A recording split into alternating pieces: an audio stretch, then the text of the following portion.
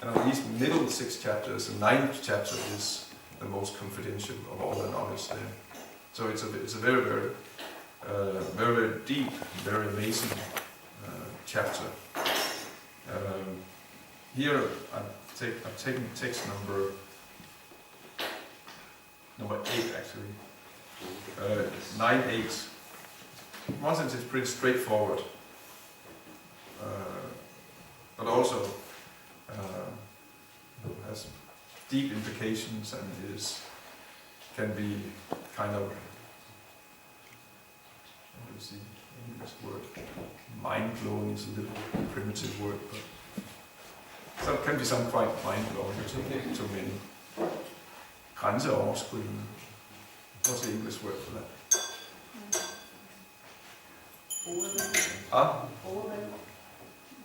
No, yeah, it can also be overwhelming, but it's kind of, it's amazing. Yeah, amazing. It means that it's kind of, it's beyond the boundaries. Yeah, it means it's kind of, we normally think within certain, frames, certain boxes, and this one is where. You would say outside the box. Yeah, grænseoverskridende. So, yeah, English is a poor language compared to Danish. So what can we do? So, anyway, here it goes. Sanskrit says, Lord Krishna is speaking. Prakritim samavastabhya visvijami punah punah bhuta gramam imam kritsnam avasham prakriteya vashat. And translation goes, the whole cosmic order is under me. Under my will it is automatically manifested again and again, and under my will it is annihilated in the ends. At the ends. Purport by Sri Bhagavad. This material world is the manifestation of the inferior energy of the Supreme Personality of Godhead. This has already been explained several times, that the creation, the material energy is let loose as a Mahat Tattva, into which the Lord as his first Purusha incarnation, Maha Vishnu, enters. He lies within the causal ocean and breathes out innumerable universes, and into each universe the Lord again enters as Garbhodakasaya Vishnu. Each universe is in that way created. He still further manifests himself as Garbhodakasaya Vishnu, and that Vishnu enters into everything, even into the minute atom. This fact is explained here. He enters into everything. Now, as far as the living entities are concerned, they are impregnated into this material nature, and as a result of their past deeds, they take different positions. Thus, the activities of this material world begin. The activities of different species of living beings are begun from the very moment of the creation. It is not that all is evolved. The different species of life are created immediately along with the universe. Men, animals, beasts, birds, everything is simultaneously created, because whatever desires the living entities had at the last annihilation are again manifested. It is clearly indicated here by the word avasham that the living entities have nothing to do with this process. The state of being in their past life, in the past creation, is simply manifested again, and all this is done simply by His will.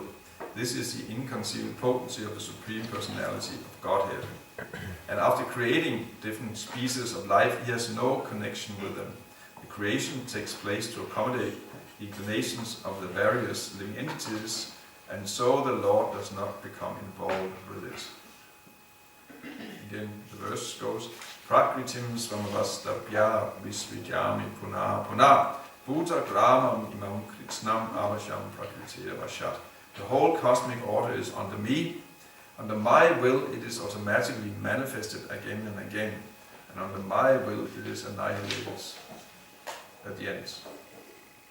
So, as it's one sense, it's very straightforward what Krishna is saying here, but also can be hard for many, depending, of course, how we are conditioned, how we used to think, to really maybe even understand. but at least accept what is being actually said here. Of course, many will agree, probably still most of the population on the planet, maybe not in this country, will, but most, at least on the planet, will agree that behind cosmos there is a great mind, there's a great intelligence behind cosmos. And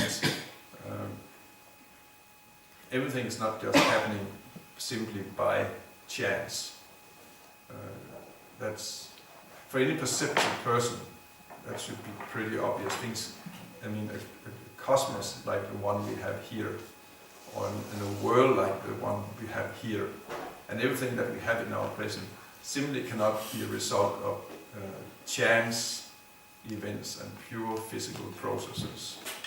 I don't know if we have to get into any long, stretched out arguments for that, but let's enough say that at least all attempts to explain the world, and life and nature and so on, simply by pure physical processes and chance and so on, have simply failed. No one has ever been able to explain it. Of course, you might read something different in the books, but if you look into it, these explanations cannot really be said to be explanations. Probably he of course, he says here in the, how is it here in the second line here? He talks about it. It's not at all has evolved.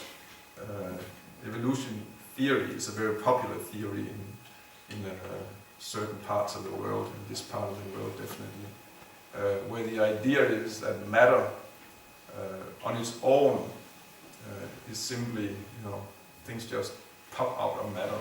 Enough time, enough chance events, and voila, and life just arises on its own from chance material combinations, and enough time given, and then we have a world and nature like the ones we have here.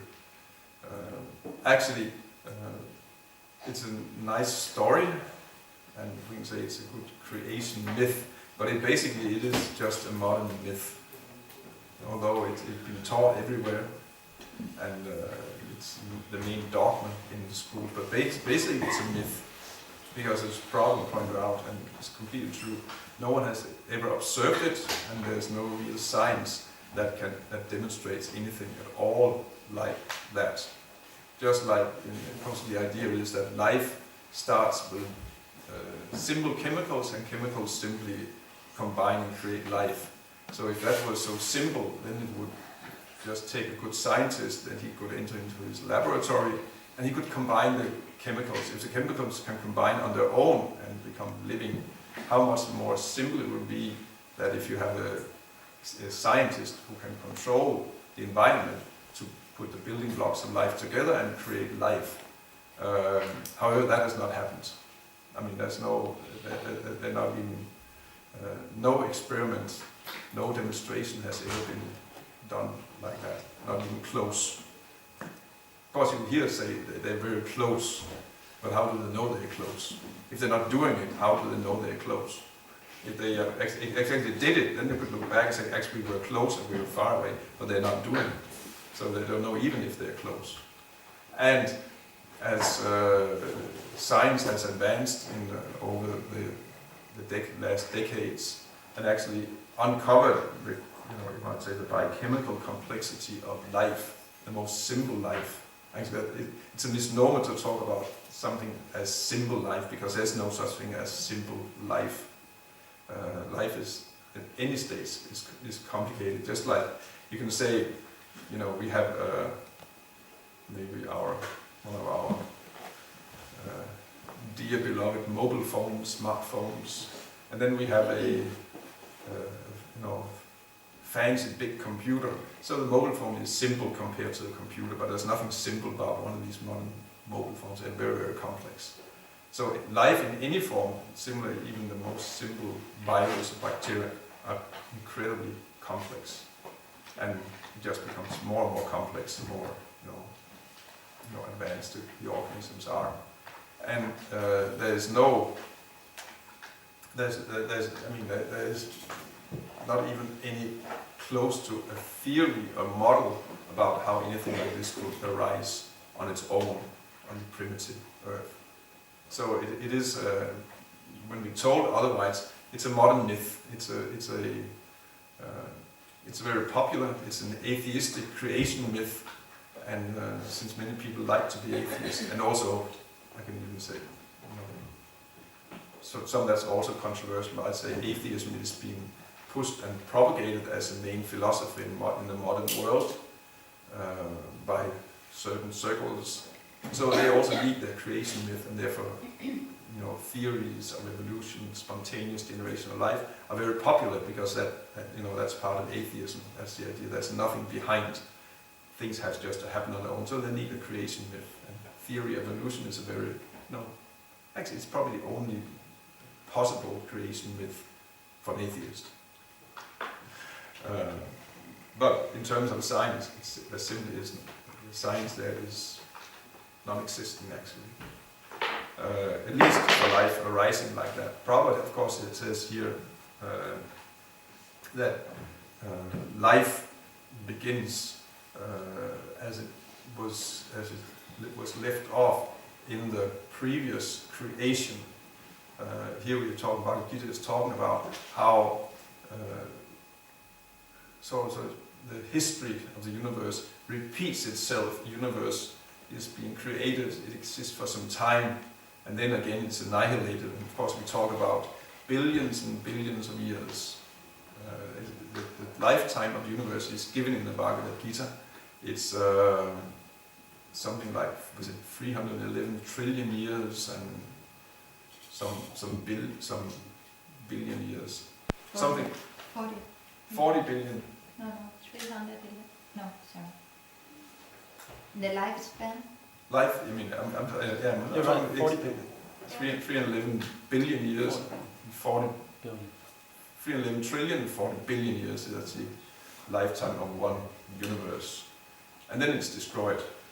And again, a new generation of universes are again created, and it goes like that. And that, of course, from our point of view, 311 trillion years, we cannot even, we don't even grasp it. But that's the Bhagavad Gita says. And when one universe is destroyed and all living beings are annihilated, and the actual living beings, the eternal souls, are put to a rest in the body of Mahavishnu, who's an expansion of Krishna, expansion of God. They're at rest for actually a similar period of time. And then again, a new creation is there, and they're placed there, and they're simply left off, or continue where they left off in the previous creation. So it's more or less, if we were humans and were meant to continue as humans, we'll get another human body in the beginning of the new creation. And that's, that this is what goes on in this world here. And that may not tally exactly, but of course you have to notice here in the Prabhupada says universe, he doesn't talk about this earth. Someone might, and maybe they write, those who dig in the earth and find actually that has not always been the same kind of human existence or same kind of exactly living beings as it is now. It could be like in the previous hundreds and millions of years back like that. It might have been different, but that's a very local thing. It's what is this earth in comparison to the whole universe? It's just like in one corner, not even a corner, it's just a very insignificant place. So sometimes some of these pieces of the universe are manifested here, and sometimes they're not. It's not really controversial. It's here we talk in terms of the universe. So you might say dinosaurs died out. No, they're still there. Dinosaurs there. Maybe not on this planet, but they're somewhere. They're there somewhere because they are living beings who have the karma to live in the body of a dinosaur. So they need to have a body somewhere. So they're there somewhere in the universe. And that's nothing is really being evolved. And if you actually look at it, as I said, that you know, anyone who has a little common sense can see actually there is a mind, intelligence behind the cosmos and behind what goes on here. Maybe we may not be able to, by our own mental efforts, by our own, you know, mental capabilities to figure out what is going on. I think that's probably the position of most. They can understand something is going on. What, that is simply beyond me. That is beyond me. And there's also, all given. We cannot, by our own endeavor, reach or understand what actually this cosmic manifestation is about. That does not mean we're not able to get any knowledge about it. Here we are actually getting knowledge about it. There is a mind. And mind means a person. You know, sometimes I would say it's not a person, but it's just a force or an intelligence or a mind. But I mean, that means also a person. Can there be an intelligence and a mind, but not a person? It's interlinked. I mean, you know, there's a mind. That means there's thinking, there are feelings, there are desires, intelligence. There's discrimination between, you know, what is desirable, what's not desirable. But all these are indicative of there's actually a person who's thinking, who's feeling, who's desiring, and so on. You cannot separate these. I mean, how can it be a thought without someone thinking, or a feeling or desire without someone, person having that desire? So when one says there's a mind behind, like even many scientists, they also, I mean, common people, most people have ultimately that understand. Many scientists, they also have this conclusion there is a mind, like it's actually more or less verbatim that behind all matter there is a great mind. That was actually when you know the German scientist Max Planck. You know, heard about him. He was one of the great physicists of the 20th century. So he got the Nobel Laureate Prize, Nobel Prize in something like 1912. So when he received it, he was in Stockholm. You know, that's where you see the Nobel Prize. And there in his speech, he said that behind all matter there's a great mind. So he also, you know, a great scientist. You will actually see that when you study scientists like that the average scientist, most often atheists, but the brilliant scientists, they actually reach God, they become religious. Heisenberg, another of the brilliant scientists of the 20th century, one of the nuclear physicists, he said actually if you drink a little of the cup of science, you become an atheist, but if you empty the cup, you meet God on the other hand. And so it's I mean, most people will agree that if there is a mind, there is a person behind the cosmos, behind nature. And but what's so special about it? Here's someone who says, I'm that person. Krishna actually just said that I'm, you know, the whole cosmic order is under me, under my will it is automatically manifested again and again, and under my will it is annihilated in the end. That might be the thing that is, you know, mind-blowing for many. But I mean, for Bhagavad Gita is not an unknown book. Many millions and actually billions of people read Bhagavad Gita. But for someone who've never come across it, they would say, this is, I mean, how can anyone say that?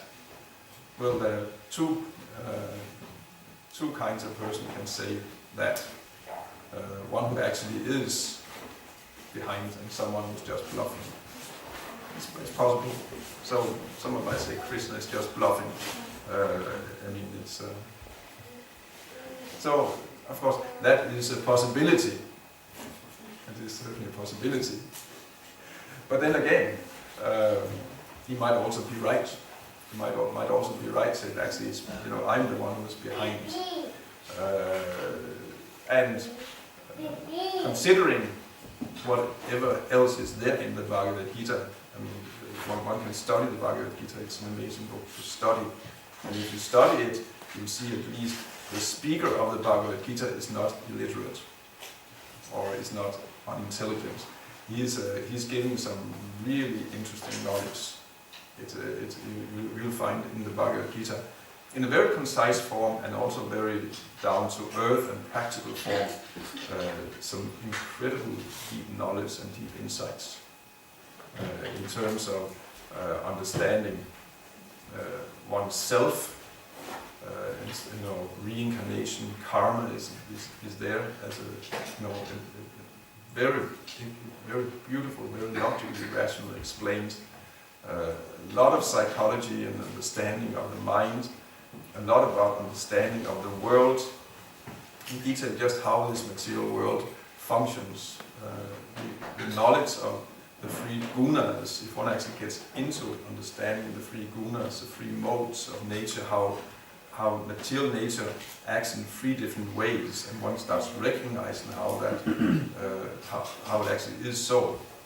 One sees this is an amazing, precise description of the world, and extremely practical, because it's one learns to see, actually recognize in all instances: is this a mode of goodness? Is this a mode of passion? Is this a mode of ignorance? Three gunas are called like that, and then one will also understand what effect these modes have on me, and how and which ones I should avoid and which ones I should cultivate in my own life. We should cultivate that which frees us and doesn't bind us. We want to become more free, more liberated, less bound, less slave bound. And we can see we are often very slave bound and controlled by circumstances. We actually want to become more free.